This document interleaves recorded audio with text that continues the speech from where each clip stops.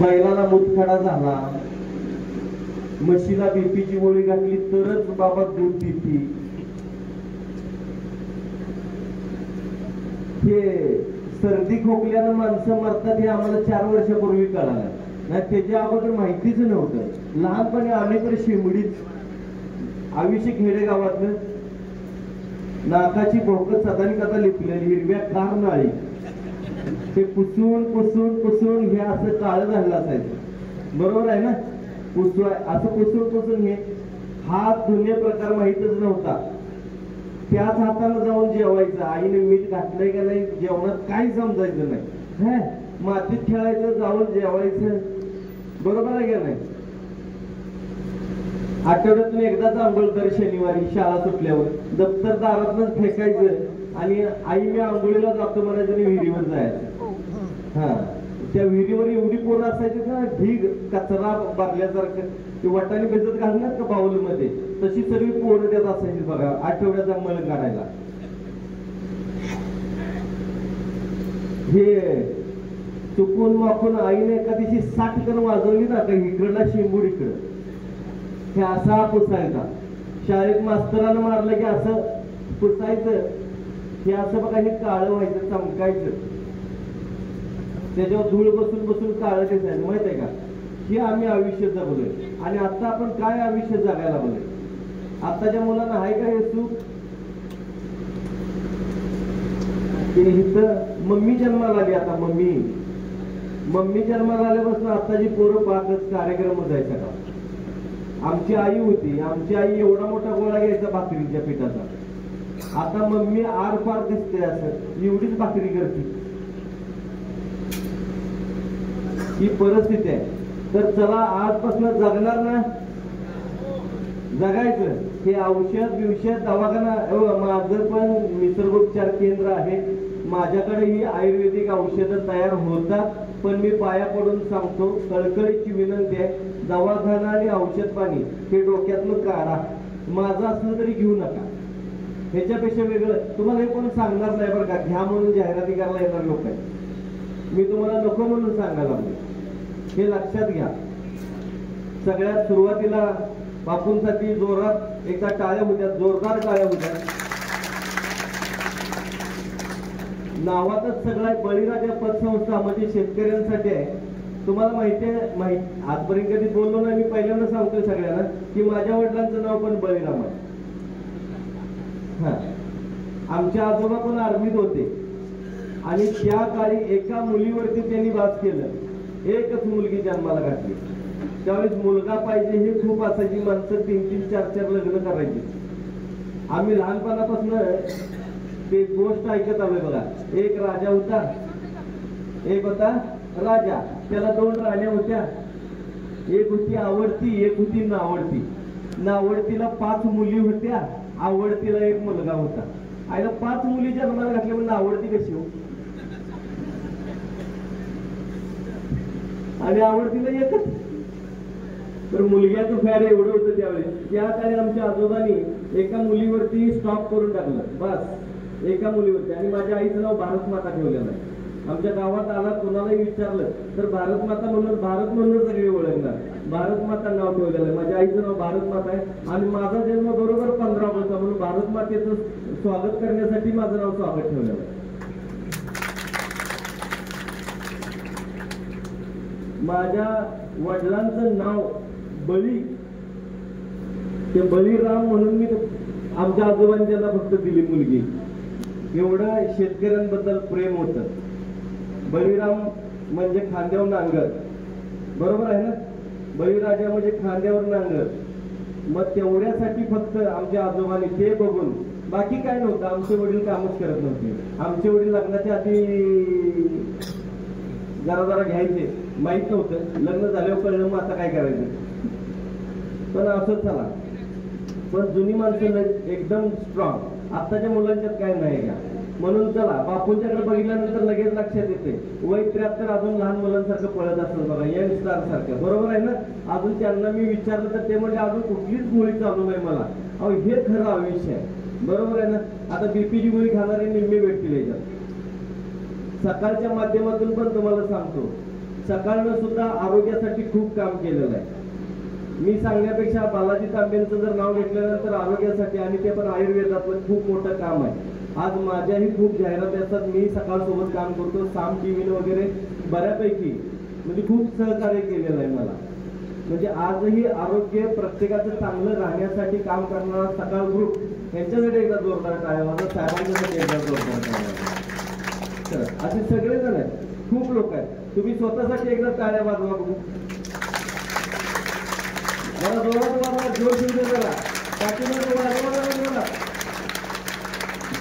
चला, सर्व मान्यवरांना नमस्कार करतो. सर्व समोर बसलेल्या माता भगिनीला आणि सर्व माझ्या मित्रांना मी नमस्कार करतो. कारण 57 म्हणजे मी पण तुमच्यातला जवळपास आहे. मला 57, पण आजही व्यायाम करतो. आजही कुठली गोळी नाही, गुडघेदुखी नाही, कंबरदुखी नाही. आजही बघितलं तर दिसत असेल बॉडी जरा व्यायामाची वाटतंय का नाही? करत असेल का नाही?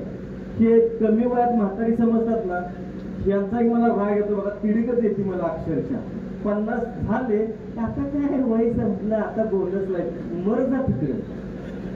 ही डाएट करणारी लोक आहेत ना, ही एवढी देवाला चटाटा उचलावी मला वाटतं धरतीवर बोल.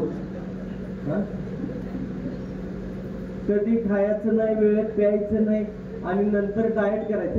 गोड खात नाही, तिखट खात नाही, आंबट खात नाही. परत जगलाच कशाला? तुला मेलं तिला भजी वडा अंडी गिंडी काय ठेवतात अगोदर चल खा, अगोदर गिर. काय होत नाही हो. खरं सांगायचं तर ना, हे डाएट वेळ. आणि ह्यात अजून एक राग कुठे येतो मध्ये मला, माणसं हसत म्हणून नाही बघा.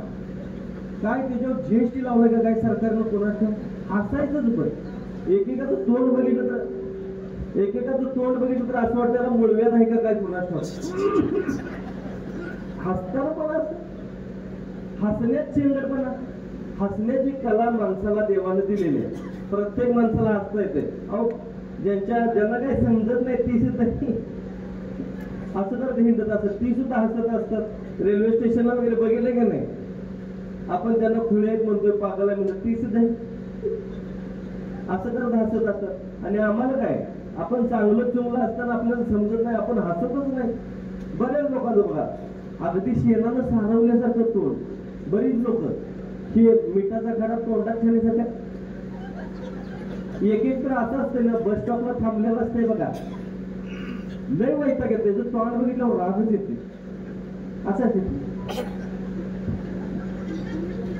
असं करत चालतंय. काय उपयोग आहे? का जगला?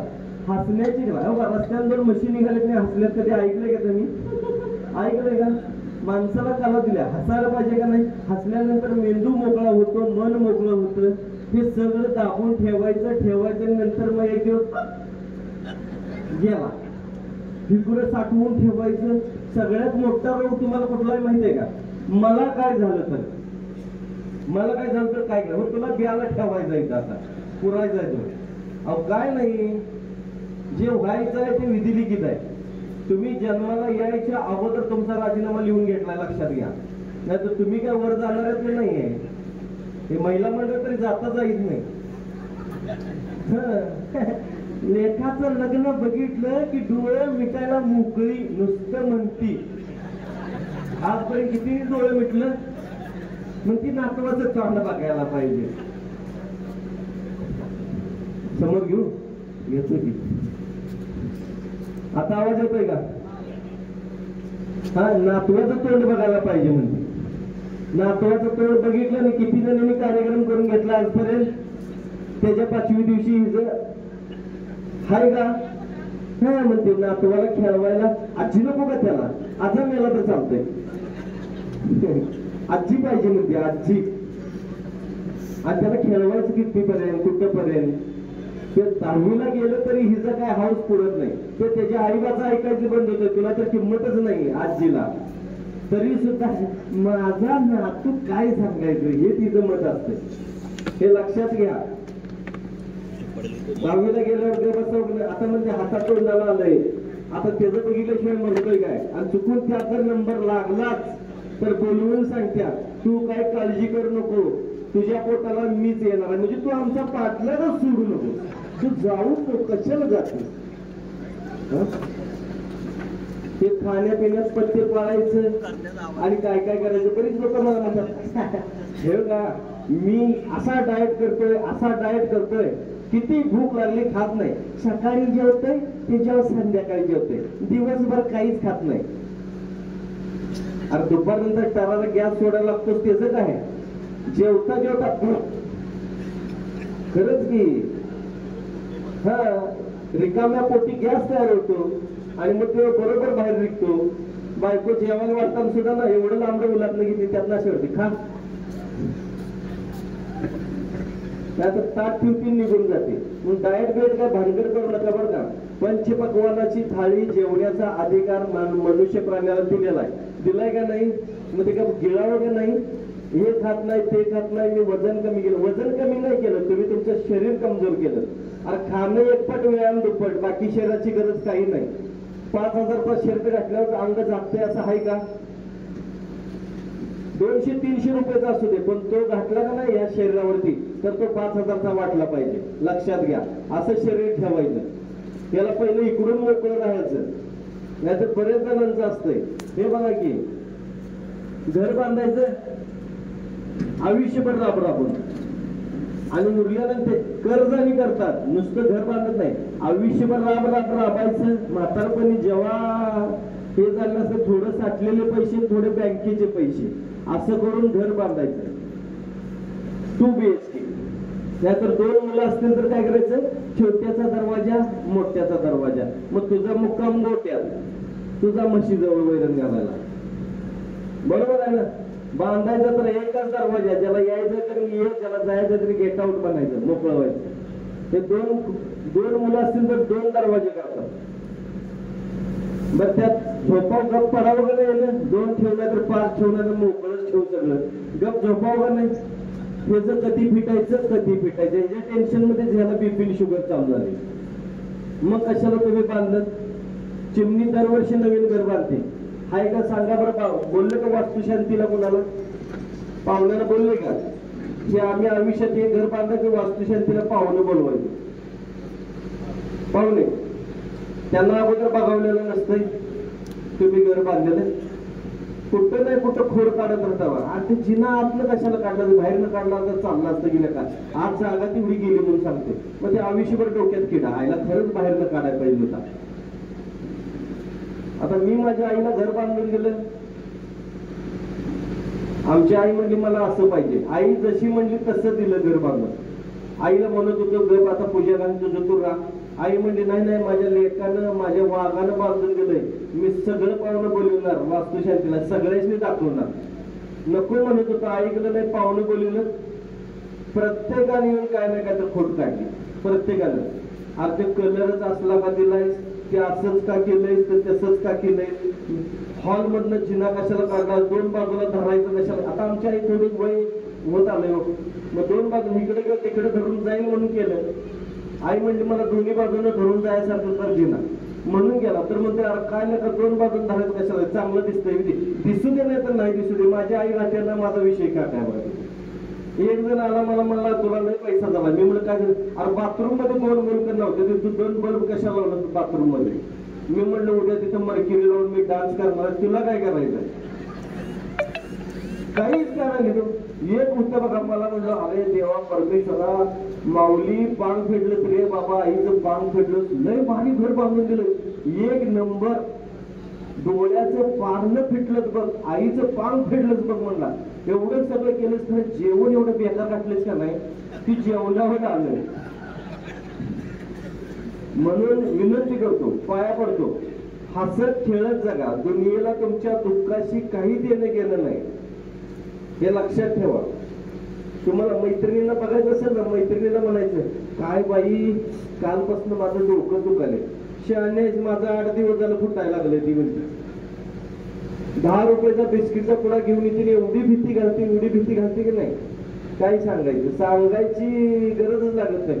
बघ बाई राधा, काय तर झालं तर मी काय करू? तू मर बघू तिच्या बरोबर चालतंय का? तुम्हाला सांगून बाहेर जाते का नाही, चप्पल घालता म्हणते पाप खेळायला लागले म्हणजे आणि जात्या. दारात जायचं म्हणून हो का? तुम्ही मेलात तर कोणाला दुःख नसतंय. मेल्यानंतर माणसं फक्त तुम्हाला कधी पुरतील किंवा कधी जाळतील एवढीच वाट बघत असतात, बाकी कोण आयुष्यभर थांबत नाही. किती बायकोवर प्रेम असू दे, किती बायकोवर, अर्ध्या तासाच्या पुढे रडत नाही बाई तुम्ही मेल्यावर. माझं पटत नसलं तर मरून बघा. अर्ध्या तासा नुसता पदर आडवा, कोण कोण आल्यात, कोण कोण आल्यात. त्यात एक बाई शेजारी बसलेली असते, ती म्हणजे गप रडलो गप. आता गप कसं रडायचं, ती बोलवायला आलेली बाई असते की नाही, ती म्हणती तोंडानं बोलतो. मग कशानं बोलत होती मगापासून कशानं बोलत होती, तोंडानं बोल म्हणते. मला हे समजलंच नाही आजपर्यंत. जेवायला वाढलं की नको नको, आता मला काय आण गोड लागतंय. खरंच की ते नाही तर आता काय नाही बघा, आण गोड लागणार नाही. शेजारी म्हणली का नाही, पोराकडे बघून 2 घास खा, एवढा भात खाते आई काही करत नाही, आमची मागून मागून घेते.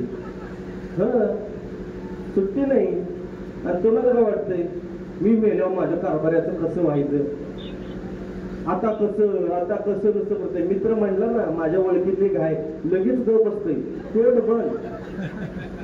अहो एवढी चावट असते ते नाही. बायको किती दिगणी असू दे, गाडीवर मागे बसलेली असते की नाही, लपत सप्त दिसलं तर हळूच असं तिरकी नजर करून बघतो. असंच आहे. तुम्ही जर अर्धा तास तर रडाल, मित्र म्हणला की दुसऱ्या मिनिटानं तोंड बंद असतं. आल्यावर लगेच फोन, कुठं आहे सर बाबा, ही की जरा मगाशी काय तर म्हणत होतात, मग लगेच त्याला फोन करते, हाय की करते. हे असंच आहे. म्हणून नेहमी हसत खेळत राहा. कधीतरी बघा, हे कसं असतंय, या लोकांचं कसं आहे माहिती, पुरुष मंडळींचं, शेजारच्या बाईने भाजी दिली का नाही, लय कौतुक असतंय, काय तिच्या हाताला चव आहे म्हणते, हाय हे करत नाही. तुमच्या पाया पडतो, शेजारच्या बाईला अजिबात नावजू नका. तुम्ही तुमच्या बायकोला एकदा म्हणायचं फक्त महिन्यातलं, तुझ्या फक्त कोणी दिली आहे का बघा, नाही तर दिलेली असायचं म्हणायचं, फक्त म्हणायचं तुझ्या हाताला चवच वेगळी आहे, एक नंबर करते जेवण म्हणायचं. बघा रोज नवीन नवीन करून खायला लागते. आणि आपल्यालाही माहितीये आपलं जनावर कसं आहे ते, छप्पर उडालंय, चंदीगड वाढलंय, तरी सुद्धा म्हणायचं काय भारी दिसतंय हो तुम्ही, एक नंबर. लगेच आरशासमोर जाऊन असं करत बघा की करून. संध्याकाळी घरी येताना साडी घेऊन येते, बघा तुम्ही करून. हे तुम्ही हसत नाही का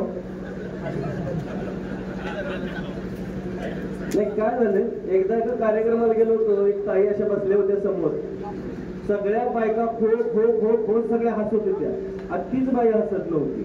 वैतागून शेवटी मी विचारलं, म्हणलं ताई काय झालं, सगळे हसतात तुम्ही का हसत नाही. नंतर काय हसायचं, तुमचं तोंड माझ्या सासू सारखं दिसतंय तुम्ही. म्हणून म्हणजे तसं काय असलं तर माफ करा, जरा हसा. असं जरा ऐकलं की बरं वाटतंय. दिल खुलास असलं पाहिजे, मन मोकळेपणानं हसलं पाहिजे. नाहीतर काय खरं तुम्हाला कळत नाही. हे जगणं म्हणजे काय असतं, लय पैसे कमावणं म्हणजे जगणं आहे का? आयुष्य म्हणजे काय आहे सांगा बरं. लय पैसा मिळवला म्हणजे लय लय तुम्ही श्रीमंत आहे, लय खुश आहे असं आहे का? खरी श्रीमंती शरीराची.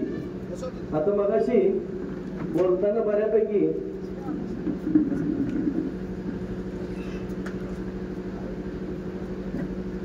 तुम्ही पोलीस मध्ये होता ना, ते यांचं कसं आहे माहितीये का, ते दोरी जळाली तरी त्याचं ते वर राहतोय का नाही, तसा कार्यक्रम आहे.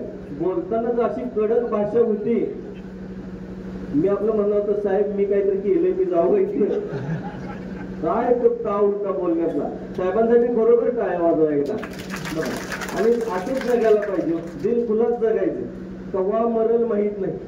तुम्हाला माहिती आहे का, एक एक जण आपल्याला काय कधी आलं तरी चालतंय, तिथं जरा भूकंपाचा हादरा बसू दे की सगळी धडाला पळायला लागतात बघा इकडे.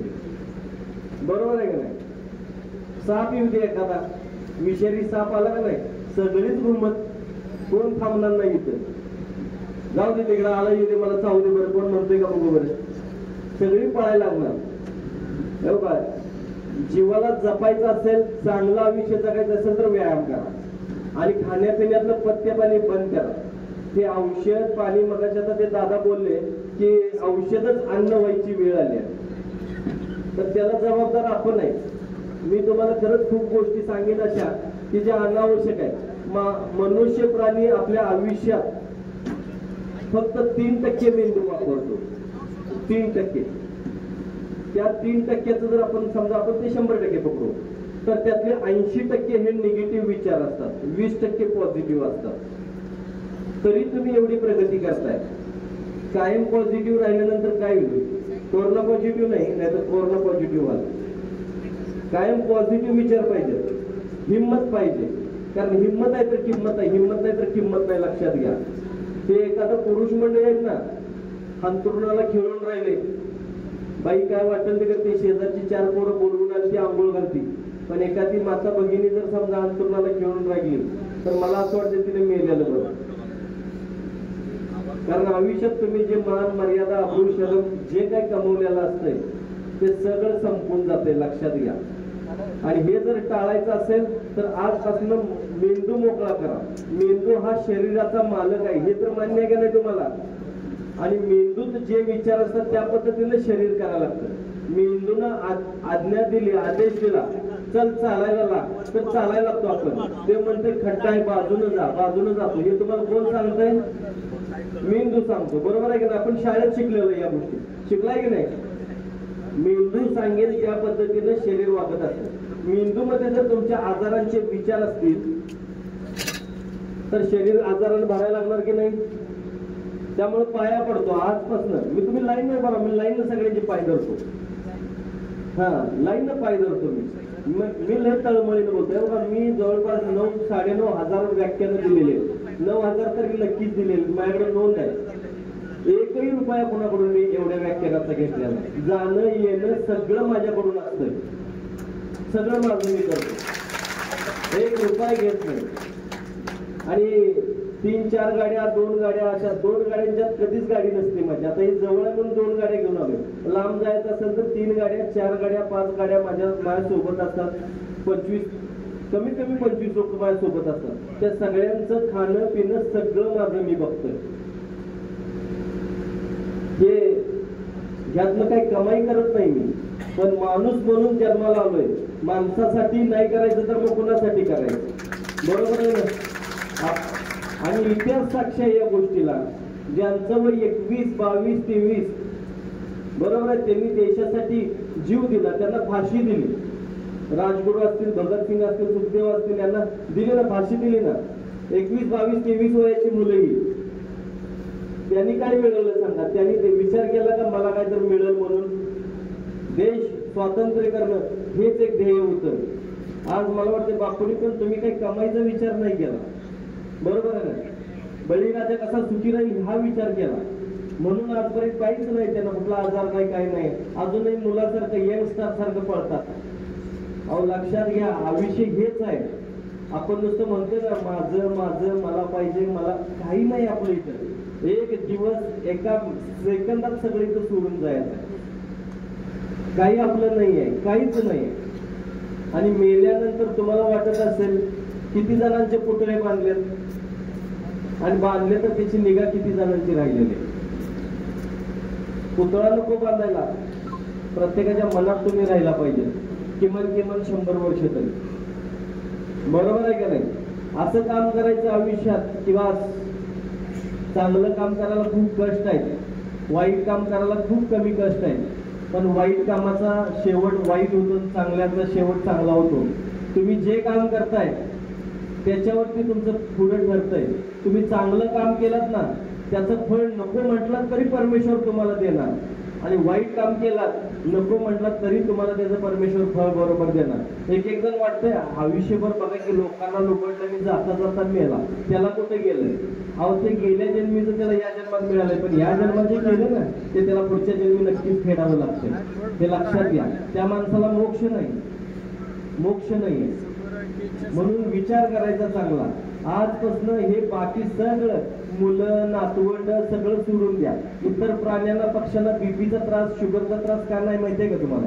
कारण ते मुलांचा विचार करतच नाही. जोपर्यंत त्यांना पंख येत नाही तोपर्यंत पक्षी सांभाळतात, पंख आले की त्यांचं ते चालू लागतात, बरोबर आहे का नाही? आमचं काय चाललंय? मुलांची काळजी, नातवंडांची काळजी, कुठेपर्यंत करणार आहे काळजी तुम्ही? बरं त्याचं काय आहे तुम्हाला? त्याचा परिणाम तुमच्या आरोग्यावरती व्हायला लागलेला आहे. काळजी करू नका असं म्हणत नाही मी, काम करा त्याच्यासाठी. काम केलं पाहिजे. जे जे लोक म्हातारे समजतात ना स्वतःला, त्यांना विनंती करतो, म्हातारपण म्हणलं की तुम्ही मग काय उपयोगच नाही. लक्षात घ्या, म्हातारं व्हायचं नाही आपण. आता खऱ्या अर्थानं आपण देश सेवा करू शकतो, समाजाची सेवा करू शकतो, खूप चांगलं काम करू शकतो. फक्त प्रत्येकाला ते समजलं पाहिजे. स्वार्थ थोडासा कमी केला पाहिजे. खरोखर सांगतो, प्रत्येक गोष्ट तुम्ही वाचन फार केलं पाहिजे. वाचल्यानंतर खरोखर तुम्हाला बुद्धिस्ट बघा की किती डेव्हलप होते, आणि मग तुम्हाला कळायला लागते की खऱ्या अर्थानं आयुष्य काय आहे. हल्ली वाचन संपले, हल्ली मोबाईल वाढत चाललाय, रील्स वाढत चाललात. रील्स बघतात बघा, ते ह्याला जाताना पण पोरं मोबाईल घेऊन जातात, माहिती आहे का तुम्हाला. परवा एक आलो होतं 25-26 वय, आणि मला म्हणते साहेब बाकी सगळं ओके आहे, खरं मला पोटात सापलीत नाही. मी म्हटलं काय पोटात सापलीत नाही? अहो 15-15, 20-20 मिनिटं, कधी तरी अर्धा तास बसतोय. एक प्राणी दाखवा बरं, मनुष्य प्राणी सोडून अर्धा तास यायला बसलाय. मी त्याला म्हटलं मोबाईल घेऊन जातोस काय? उभय म्हणला, आता तुम्हीच सांगितलंय हसत खेळत राहायचं, मग तिकडे जाऊन रील्स बघतोय म्हणला. कसं करत ते? आणि लक्षात आलं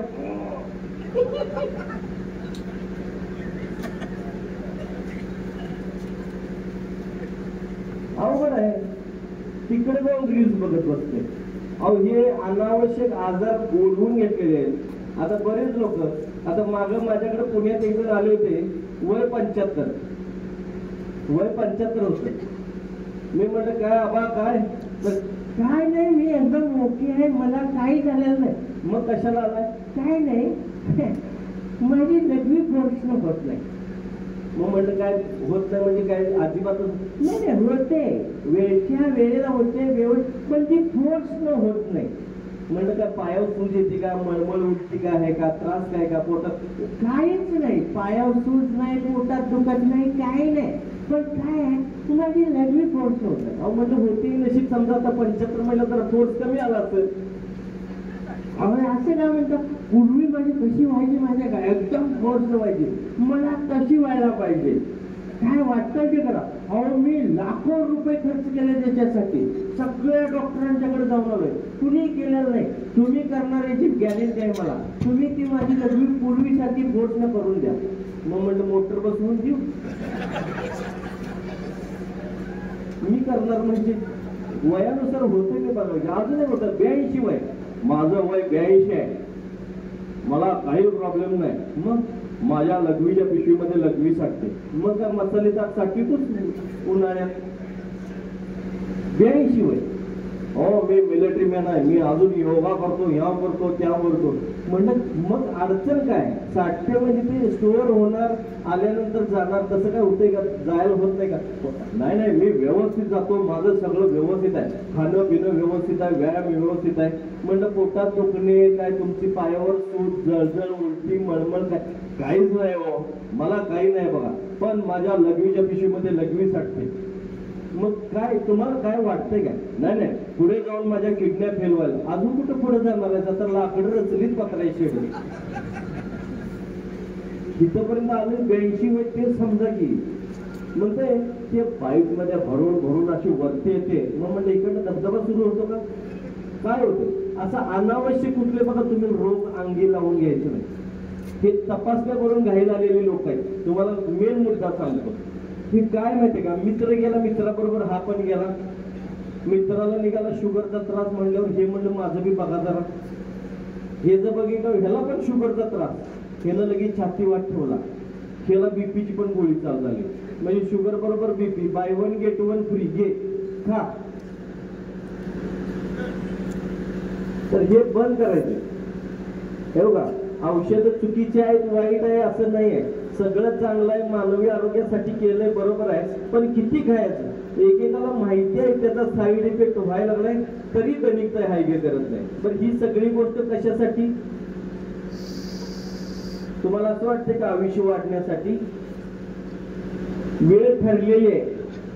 तुम्ही गोळी खाल्लात आणि नाही खाल्लात तरी त्या वेळेला तुमचा कार्यक्रम, बरोबर आहे का नाही? मग गोळी खावा नाहीतर नाही खावा. त्यामुळे डोक्यातनं औषध काढा. मी पाया पडतो, खरंच पाया पडतो. हे लक्षात ठेवा, तुमची वेळ ठरलेली आहे. त्यामुळे त्याच्या अगोदर तुम्ही गोळी नाही घालत तरी तुम्ही जाणार नाही. आणि ठरलेल्या वेळेत पुढे गोळ्या तुम्ही पोटभर होता, काही त्याचा उपयोग होणार नाही. परवा मी एखाद्या मैत्रीला गेलो होतो, तर पोरगा हळूच खिशातून गोळ्या काढल्या ते त्याच्याकडे ठेवल्या. ते झोपलंय आपलं आणि त्याच्या बाजूला ठेवलं. मी म्हणलं अरे हे काही म्हणतात, काय नाही बाबांना वर जाताना त्रास नको म्हणते. आता वर जाताना मेले तिथे का वर जाताना त्याला त्रास आहे? म्हणजे किती मानसिकता वाईट झाली हे बघा की. झाले का नाही? आजपासून मानसिकता बदलायची. बघा तुम्हाला सांगतो, आजारातून बाहेर पडायचं असेल तर मानसिकता बदला. मला काही होणार नाही आणि वेळेच्या अगोदर मी मरणार नाही हे लक्षात ठेवायचं आणि जगायला चालू करायचं. तरच तुम्ही राहू शकता, निरोगी राहू शकता. याचं काय नाही, मला काहीतरी झालं तर मला काय ना काहीतरी होत राहते. 100% हमेशा तुम्हाला कुठला ना कुठला आजार जडत राहतो. ते बीपीची गोळी खाणार आहेत ना, त्यांना एक प्रश्न विचारतो हात जोडून, खरं उत्तर द्यायचं. खरं बीपीची गोळी, बीपीचा त्रास तुम्हाला सुरू झाला, त्याची लक्षणं कोणाला माहिती आहे? बीपीचं लक्षण कोणी वाचलंय का? ऐकलेलं नको बरं का, कोणी वाचलंय का? ही बीपीची लक्षणं आहेत.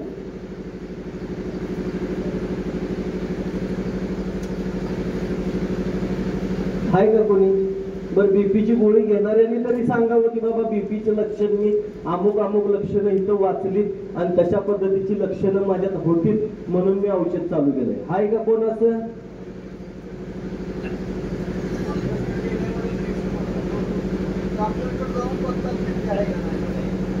हो, बघू द्या, पण त्याचं लक्षण दिसायला पाहिजे का नको? लक्षणच नाही. लक्षणं काय माहिती आहेत सांगा बरं कोणाला? लक्षणं माहिती नाही. मी परत एकदा पाया पडतो, खरोखर पाया पडतो, तुमच्या सगळ्यांच्या पाया पडतो. आणि मी खरोखर तुम्ही म्हणलात ना, खरं तुम्ही लाईन उभं राहा, मी लाईन पाय धरतो सगळ्यांचे. जे मी बोलतोय नाही तुम्हाला कोण सांगणार नाही. तुम्हाला सत्य दाखवायसाठी आज मी आलोय. आणि सत्य दाखवतो नाही तर मी लय परिणाम भोगलेले आहेत. तरी पण तुम्हाला मी सत्य सांगतो. शुगर असू दे, बीपी असू दे, त्याची लक्षणं अजून आपल्याला खरी लक्षणं माहितीच नाही. शुगर म्हणजे काय, बीपी म्हणजे काय, काहीच माहित नाही. पाया पडतो, खरंच पाया पडतो. लक्षण असल्याशिवाय, कुठलंही लक्षण असल्याशिवाय तुम्ही तुमचा आजार मान्य करायचा नाही, किंबहुना त्याच्याकडे बघायचंच नाही. एकदा छातीत दुखलं म्हणजे लगेच काय तुम्हाला काय मरताय व तुम्ही? ते पित्तामुळे सुद्धा होतंय. चक्कर येते, पित्तामुळे येते. बसून उठलं, डोळ्यासमोर अंधारी आली, पित्तामुळे होतंय. ही साध्या साध्या गोष्टी आहेत. आम्हाला आमची लहानपणी आमची आजी आहे नाही, असं आजारी पडलं, काय झालं चुकून मापून चक्कर येत्या म्हणली की लगेच समजायचं याला पित्ताचा त्रास सुरू झालाय. कडू कारल्याचा रस सकाळी सकाळी पाजायची, उलटी करून घ्यायची आमची आजी. आज आजीच फॅशनेबल झाली. आणि ती मम्मी जन्माला आल्या नाही, मम्मीनं खरं सांगितलं तर सगळ्या पोरांची वाट लावली. अहो, परवा माझ्याकडे 2 महिन्याचं बाळ आलतं. ताई पाया पडून सांगतो तुम्हाला, 2 महिन्याचं बाळ आलतं ज्याला कॅन्सर झाला होता. मेंदूतून गाठ बाहेर आली. डॉक्टर म्हणजे मेंदूला चिकटलेली गाठ आहे, ऑपरेशन केलं तरी बाळ जगणार नाही.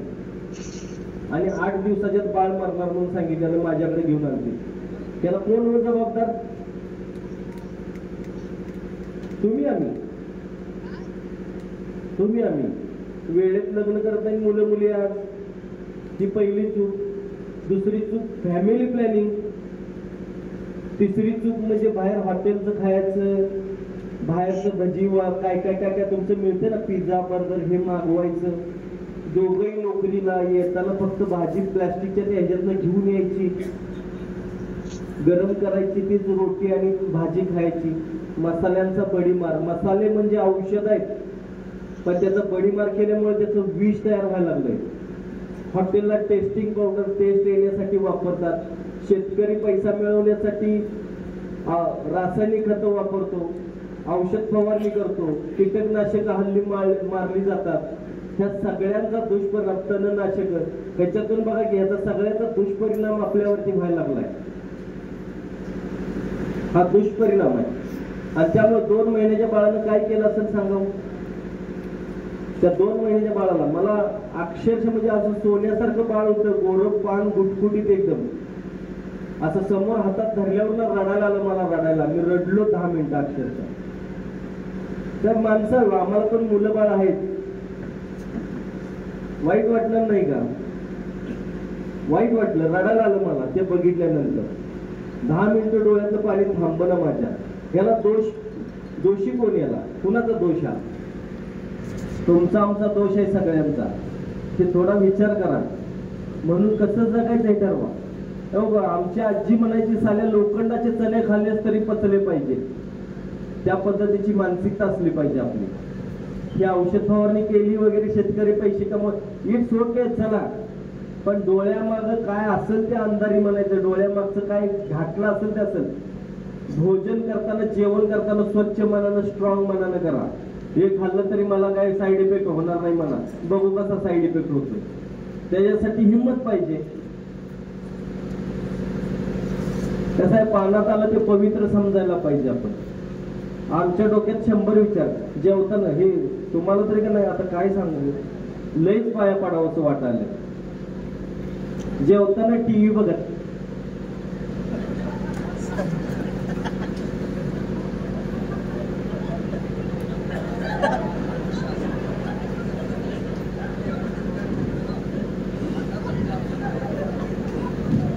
कशाला जीवतीस बिचारे.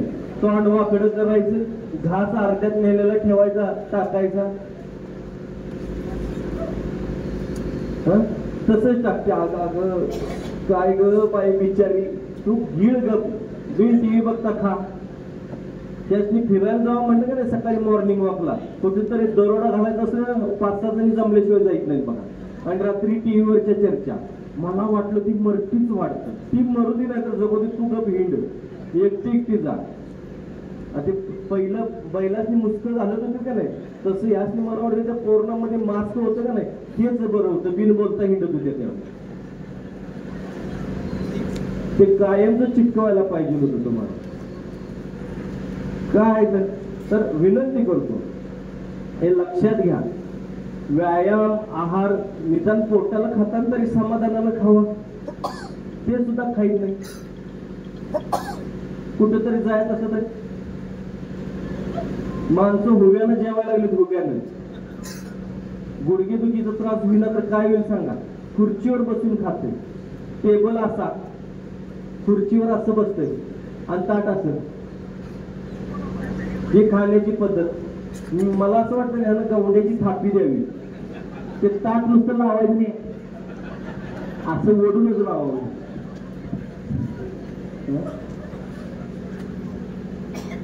जेवणाची पद्धतच माहिती. अहो पूर्वी जेवायची कशी, महिलांनी कसं जेवायचं असतंय.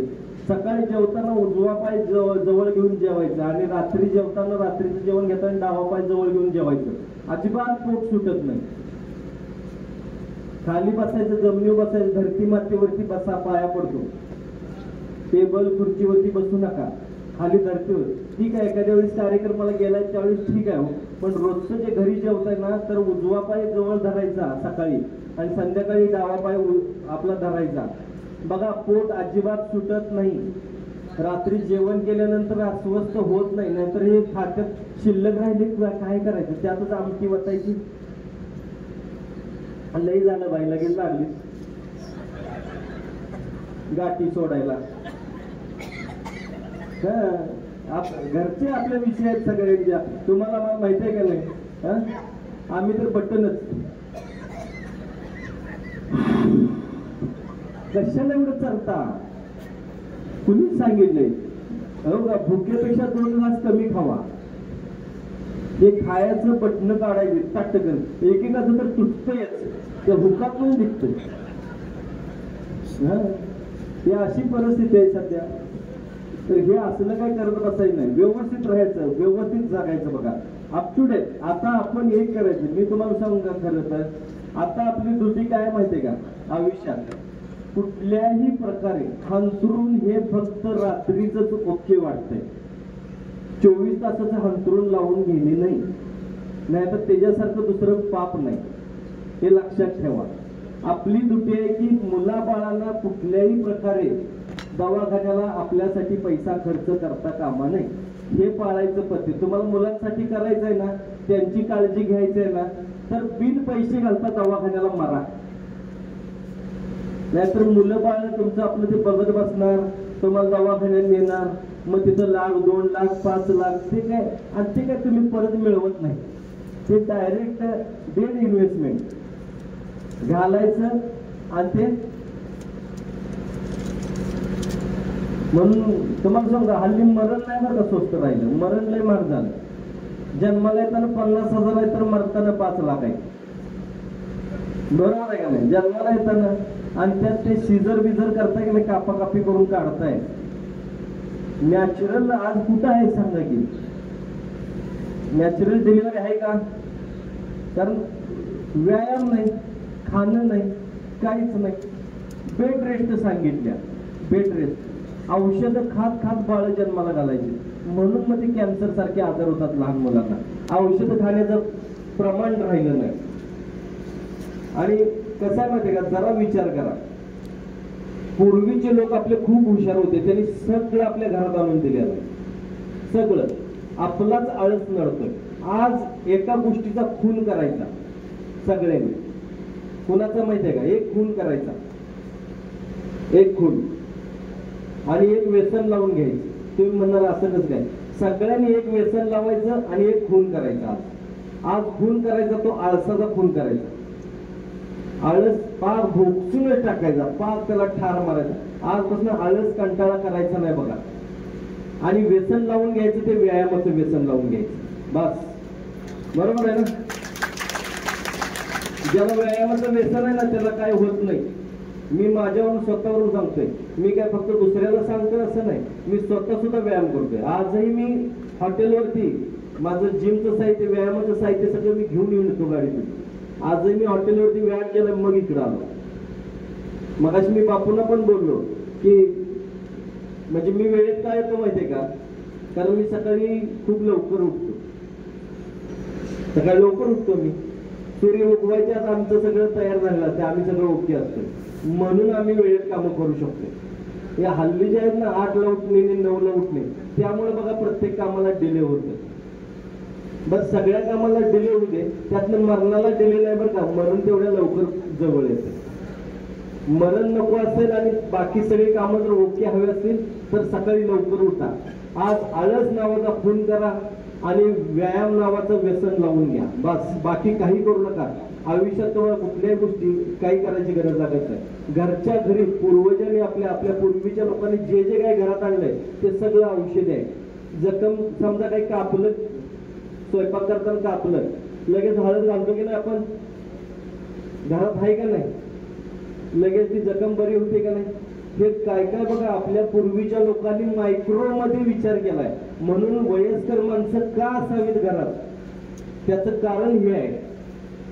आज मी माता भगिनींना माझ्या विचारतो की तुमच्याकडे स्वयंपाकघरात जे जे मसाले पदार्थ आहेत, दालचिनी कशासाठी वापरतात सांगा बरं? शरीराला काय फायदा आहे त्याचा? खमंग वास येतोय, चव चांगली लागते, म्हणूनच तुम्ही घालताय. गाव घालतोय म्हणून तुम्ही घालता.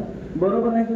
पण जर समजा दालचिनी जर असेल तर पहिली गोष्ट, दालचिनीमुळे तुमचा कफ खोकला जो आहे तो कमी होतो. दुसरी त्याच्यापेक्षा महत्वाची गोष्ट म्हणजे दालचिनी खाल्ल्यानंतर पोट सुटत नाही. पोट जे आहे ते लिमिट मध्ये राहतं. पूर्वीच्या लोकांनी काय काय किती डोकं चालवलं असेल बघा. ते दालचिनीचं जे असते ना, साल असते ना, ती रोज जर थोडी थोडी खाल्ला तर बोटाच्या पेरायची, रोज खायची, थोडं खायची ठेवायची, थोडं खायचं ठेवायचं.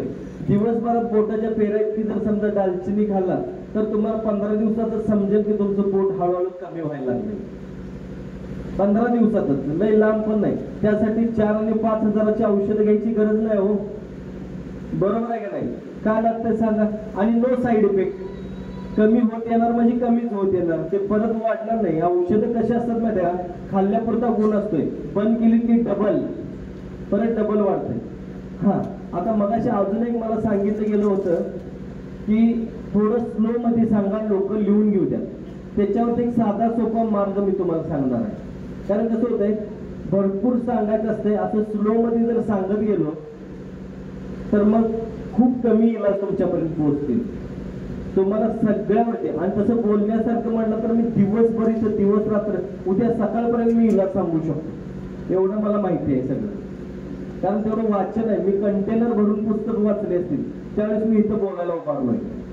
तेवढा आयुर्वेदाचा, निसर्गोपचाराचा तेवढं मी सगळा जो डाटा आहे ना तो वाचून काढलाय मी स्वतः. आणि म्हणून मला तेवढा आत्मविश्वास आहे. म्हणून मी व्यायाम का करतो, मी